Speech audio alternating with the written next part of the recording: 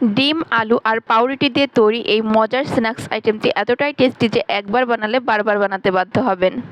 আসসালামু আলাইকুম everyone, welcome to Fatema kitchen and tips. আশা করছি সবাই অনেক ভালো আছেন। আজ আপনাদের সাথে চমৎকার একটা বিকালের নাস্তা রেসিপি শেয়ার করব। আশা করছি সবার কাছেই ভালো লাগবে। এই রেসিপিটি তৈরি করার জন্য আমি 4 টুকরো পাউরুটি নিয়েছি। এখন আমি এগুলোকে ছোট টুকরো করে কেটে নিব। টুকরো করে কেটে নিয়েছি। এখন আমি নিয়েছি 2টার মতো সিদ্ধ আলু আর একটা ডিম সিদ্ধ। এগুলোকে আমি গ্রেট করে পাউরুটির ভিতর অ্যাড করে দিচ্ছি। আমি প্রথমেই ডিমটাকে গ্রেট করে নিচ্ছি। এইভাবে গ্রেট করে নিলে ডিমটা কিন্তু প্রপারলি ম্যাশ হয়ে যাবে। একই সাথে আমি আলুগুলোকে গ্রেট করে এই মিশ্রণের সাথে অ্যাড করে নেব। আজকের এই ভিডিওতে যদি আপনারা নতুন হয়ে থাকেন তাহলে প্লিজ চ্যানেলটিকে সাবস্ক্রাইব করে দিবেন, আর ফেসবুক পেজ থেকে দেখলে পেজটিকে ফলো দিয়ে রাখবেন। ভিডিওটি ভালো লাগলে অবশ্যই লাইক, কমেন্ট, শেয়ার করবেন, যাতে করে উৎসাহিত হয়ে আপনাদের জন্য আরও বেশি বেশি ভিডিও তৈরি করতে পারি। এই পর্যায়ে আমার সবগুলো আলু আর ডিম ভালো মতো গ্রেট করা হয়ে গিয়েছে। এখন আমি এর ভিতর অন্যান্য উপকরণ অ্যাড করে দিব। অ্যাড করে দিচ্ছি কিছু গাজর কুচি, এটা দিলে খুব সুন্দর একটা কালার আসবে। অ্যাড করে দিচ্ছি পেঁয়াজ কুচি, আমি এখানে 2টা বড় সাইজের পেঁয়াজ কুচি করে দিয়েছি। কাঁচামরিচ কুচি দিয়ে দিচ্ছি 4-5টার মতো। স্বাদ মতো লবণ অ্যাড করে দিব। আমি এখানে হাফ চামচের মতো লবণ ব্যবহার করেছি। দিয়ে দিচ্ছি হাফ চা চামচ ভাজা জিরার গুঁড়া। হলুদের গুঁড়ো অ্যাড করে দিচ্ছি 1/3 টিস্পুন, আর লাল মরিচের গুঁড়ো অ্যাড করে দিব আমি প্রায় 1 চা চামচের মতো। এই নাস্তাটা একটু ঝাল ঝাল খেতেই ভালো লাগে, তবে আপনারা যদি ঝাল কম পছন্দ করেন একটু কমিয়ে দিবেন। তারপরে সব কিছুকে খুব ভালো মতো আমি একটু মেখে নিব। একটু সময় নিয়ে বেশ ভালো মতো মেখে নিতে হবে, যাতে মিশ্রণটার সাথে পাউরুটিটা খুব ভালো মতো মিক্স হয়ে যায়। এই পর্যায়ে আমার মিশ্রণটি খুব ভালো মতো মিক্স করা হয়ে গিয়েছে। এখন একটা ডোয়ের মতো হয়ে গিয়েছে।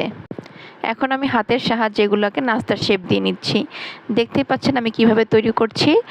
আপনারা আপনাদের পছন্দ মতো যে কোনো শেপে নাস্তাটা তৈরি করে নিতে পারেন। আমার সবগুলো নাস্তার শেপ দেওয়া হয়ে গিয়েছে। এগুলো কিন্তু একদম প্রপারলি সেট হয়ে গেছে। এখন আমি একটা বাটির ভিতরে একটা ডিম ভেঙে নিচ্ছি। ডিমের ভিতরে আমি অ্যাড করে দিচ্ছি সামান্য পরিমাণে লবণ। তারপরে লবণের সাথে ডিমটাকে খুব ভালো মতো মিক্স করে নিচ্ছি।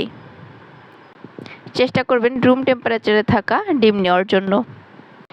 এখন আমি যেই নাস্তাগুলোকে তৈরি করে রেখেছিলাম ওই নাস্তাগুলোকে আমি ডিমের ভিতরে কোট করে নিব।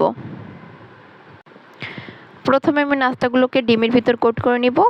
তারপর আমি এগুলোকে ব্রেড ক্রামের ভিতর কোট করে নিব। আমি যে ব্রেড ক্রামগুলো ব্যবহার করছি এগুলো আমি বাসায় তৈরি করে নিয়েছি। আমি একই সাথে 3 ধরনের ব্রেড ক্রাম বাসায় তৈরি করে নিয়েছিলাম। আমার চ্যানেলে এগুলো তৈরি করার ভিডিও আছে, আপনারা চাইলে দেখে নিতে পারেন। একইভাবে আমি সবগুলো নাস্তা প্রথমে ডিমের ভিতর কোট করে নিয়েছি, তারপরে ব্রেড ক্রামের ভিতর কোট করে নিয়েছি।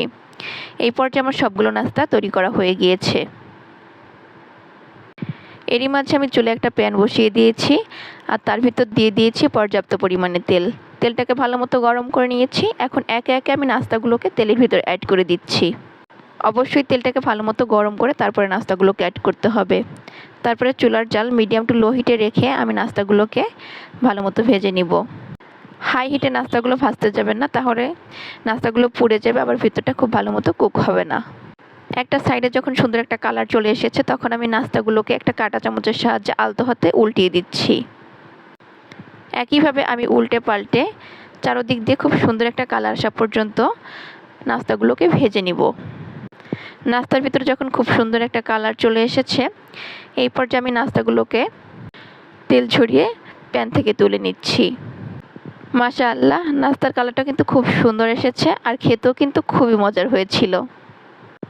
আপনারা অবশ্যই বাসায় একবার ট্রাই করবেন, আশা করছি সবার কাছে অনেক ভালো লাগবে। আমি নাস্তাগুলোকে টমেটো সসের সাথে সার্ভ করে নিয়েছি। গরম গরম এই নাস্তাটি সস দিয়ে খেতে কিন্তু খুবই টেস্টি হয়। ভিতরটা একদম কুড়মুড়ে আর মাঝখানটা একদম সফট, খেতে অসম্ভব মজার। এতক্ষণ যারা আমার সাথে ছিলেন সবাইকে অসংখ্য ধন্যবাদ জানিয়ে আজকে এখানেই বিদায় নিচ্ছি। আসসালামু আলাইকুম।